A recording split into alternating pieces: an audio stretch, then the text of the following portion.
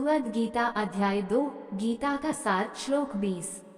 न जायते म्रियते वा कदाचि ननायं भूत्वा भविता वा न भूयः अजो नित्यः शाश्वतोय पुराणो न हन्यते हन्यमाने शरीरे। 20। नमस्कार मित्रों, आप सभी का एक बार फिर से माता का ज्ञान चैनल पर आप सभी का स्वागत है।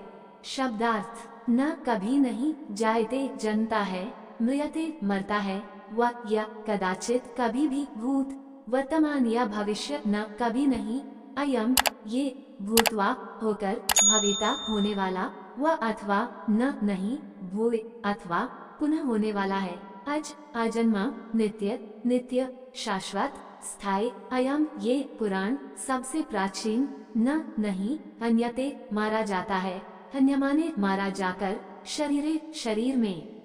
अनुवाद: आत्मा के लिए किसी भी काल में न तो जन्म है न मृत्यु। वह न तो कभी जन्मा है, न जन्म लेता है और न जन्म लेगा।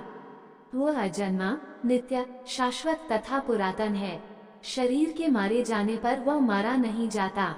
तात्पर्य: गुणात्मक दृष्टि से परमात्मा का अनुअंश परम से अभिन्न है। वह शरीर की भांति विकारी नहीं है।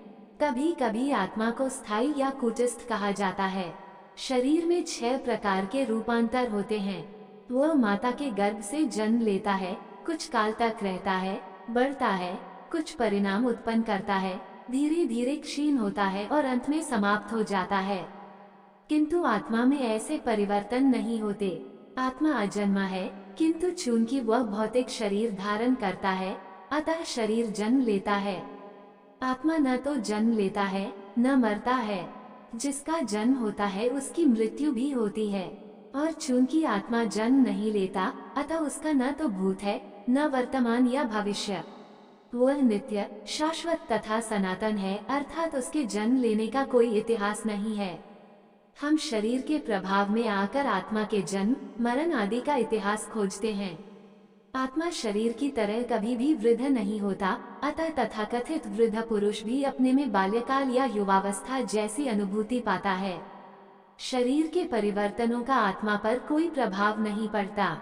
आत्मा वृक्ष या किसी अन्य भौतिक वस्तु की तरह क्षीण नहीं होता। आत्मा की कोई उपसृष्टि नहीं होती। शरीर की उपसृष्टि संतानें हैं और वे भी व्यष्टि आत्माएं हैं और शरीर के कारण वे किसी न किसी की संतानें प्रतीत होते हैं। शरीर की वृद्धि आत्मा की उपस्थिति के कारण होती है, किंतु आत्मा के न तो कोई उपवृद्धि है, न ही उसमें कोई परिवर्तन होता है।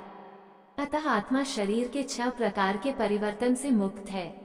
कठोपनिषद में 1.2.18 इसी तरह का एक श्लोक आया है। न जायते म्रियते वा विपश्चिनायं कुतश्चिन बभूव कश्चित् अजो नित्य शाश्वतोय पुराणो न हन्यते हन्यमाने शरीरे।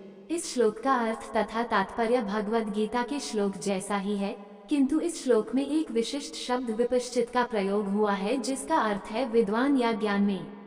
आत्मा ज्ञान से या चेतना से सदैव पूर्ण रहता है, अतः चेतना ही आत्मा का लक्षण है। यदि कोई हृदयस्थ आत्मा को नहीं खोज पाता, तब भी वह आत्मा की उपस्थिति को चेतना की उपस्थिति से जान सकता है। कभी कभी हम बादलों या अन्य कारणों से आकाश में सूर्य को नहीं देख पाते, किंतु सूर्य का प्रकाश सदैव विद्यमान रहता है, अतः हमें विश्वास हो जाता है कि ये दिन का समय है।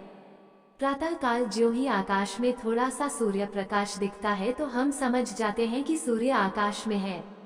इसी प्रकार चूहे शरीरों में, चाहे पशु के हों या पुरुषों के, कुछ न कुछ चेतना रहती है, अतः हम आत्मा की उपस्थिति को जान लेते हैं।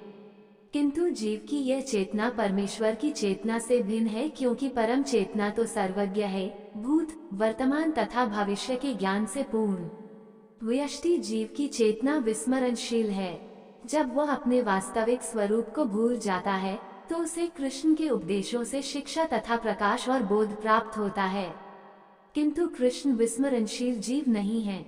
यदि वे ऐसे होते तो उनके द्वारा दिए गए भगवद गीता के उपदेश व्यर्थ होते। आत्मा के 2 प्रकार हैं, एक तो अणु आत्मा और दूसरा विभु आत्मा। कठोपनिषद में 1.2.20 इसकी पुष्टि इस प्रकार हुई है।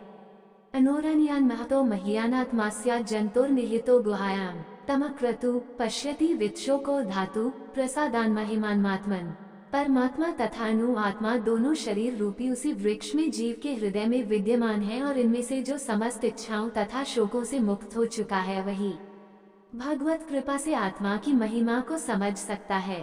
कृष्ण परमात्मा के भी उद्गम है, जैसा कि अगले अध्यायों में बताया जाएगा, और अर्जुन अनु आत्मा के समान है जो अपने वास्तविक स्वरूप को भूल गया है।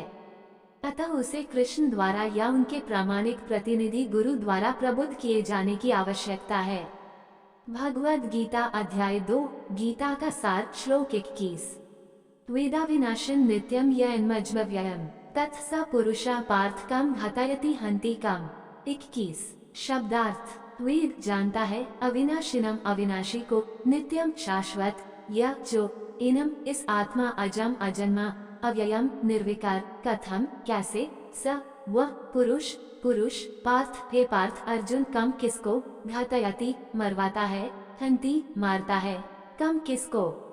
अनुवाद हे पार्थ जो व्यक्ति यह जानता है कि आत्मा अविनाशी अजन्मा शाश्वत तथा अव्यय है, वह भला किसी को कैसे मार सकता है या मरवा सकता है। तात्पर्य प्रत्येक वस्तु की समुचित उपयोगिता होती है और जो ज्ञानी होता है वह जानता है कि किसी वस्तु का कहाँ और कैसे प्रयोग किया जाए। इसी प्रकार हिंसा की भी अपनी उपयोगिता है और इसका उपयोग इसे जानने वाले पर निर्भर करता है। यद्यपि हत्या करने वाले व्यक्ति को न्याय संहिता के अनुसार प्राणदंड दिया जाता है, किंतु न्यायाधीश को दोषी नहीं ठहराया जा सकता है, क्योंकि वह न्याय संहिता के अनुसार ही दूसरे व्यक्ति पर हिंसा किए जाने का आदेश देता है। मनुष्यों के विधि ग्रंथ मनुसंहिता में इसका समर्थन किया गया है कि हत्यारे को प्राणदंड देना चाहिए, जिससे उसे अगले जीवन में अपना पाप कर्म भोगना न पड़े।